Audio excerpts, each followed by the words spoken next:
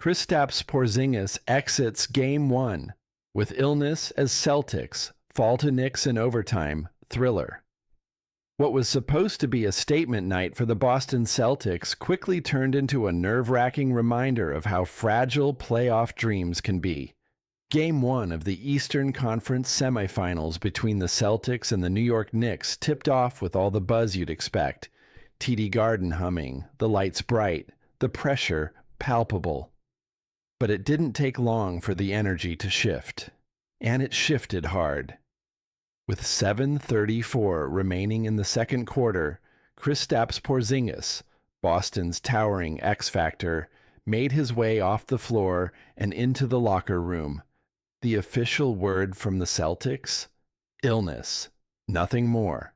No play that caused it. No awkward landing. Just an eerie exit from the man Boston had been counting on all season to deliver in moments just like this. And just like that, the Celtics' perfect health bill, a rare gem this deep into the postseason, was gone. Porzingis never returned, and in his absence, the Celtics fell short in a gripping 108-105 overtime loss to the Knicks, who took advantage of a shaken Boston team and a crowd stunned into silence. This wasn't the dominant Porzingis Boston fans have grown used to. In the 12 minutes and 58 seconds he played, the 7'3" unicorn looked uncharacteristically off. He went scoreless on 0 of 4 shooting, pulled down 4 rebounds, dished out 1 assist, and turned the ball over once. By any standard, it was a rough start. But now, with hindsight, that sluggish performance feels less like a cold streak and more like the early symptoms of something bigger. During a timeout midway through the first half, cameras caught Porzingis consulting with team trainers. A few minutes later, he was walking back to the locker room, his night essentially over before it ever began. Though he returned to the bench for the start of the third quarter, he didn't check back in.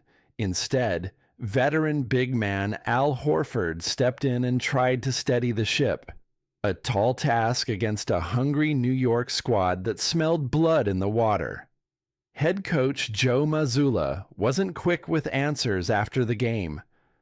"I haven't seen him yet," Mazzulla said when asked about Porzingis' condition. "We'll check on him, but obviously it impacts the game, his ability on both ends of the floor. It changes substitution patterns. It changes what we're able to do matchup-wise. Hopefully, he's ready for Game 2. The timing couldn't be worse. Porzingis has been a nightmare matchup for the Knicks all season, torching his former team to the tune of 22.4 points per game, while knocking down a blistering 50% of his three-point attempts against them.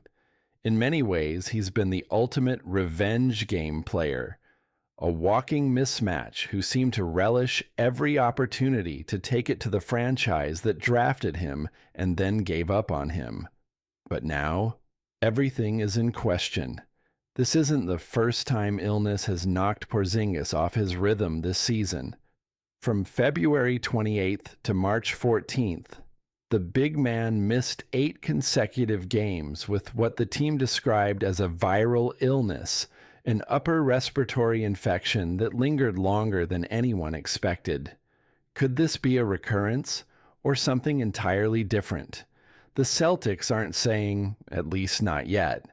What's clear is that without Porzingis, Boston looked noticeably less fluid, especially on the defensive end where his rim protection and length can erase mistakes. Offensively, his spacing opens up the floor for Jason Tatum and Jaylen Brown to operate, a luxury that vanished once he was sidelined. To their credit, the Celtics battled. Jason Tatum poured in 31 points and pulled down 13 rebounds. Jaylen Brown added 27, and Jrue Holiday came through with some clutch moments on both ends. But Boston missed Porzingis' floor-stretching, mismatch-creating presence. In overtime, the lack of a true interior threat was glaring. New York, meanwhile, capitalized. Led by Jalen Brunson and a tenacious supporting cast, the Knicks clawed their way through a scrappy, physical contest that felt every bit like playoff basketball at its grittiest. The Knicks may not have the star power the Celtics boast, but they've got heart. And in Game 1, heart won. For Boston, this loss stings, not just because they dropped a winnable game on their home floor.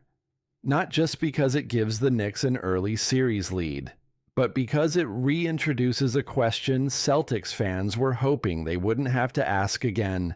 Can this team stay healthy when it matters most? Porzingis has been a revelation since arriving in Boston, an ideal fit both stylistically and culturally. He's embraced his role, stayed largely unselfish, and given the Celtics an inside-outside weapon they lacked in previous playoff runs. But durability has never been his strong suit. From New York to Dallas to Washington, and now Boston, Porzingis' career has been punctuated by brilliant highs and frustrating, untimely absences.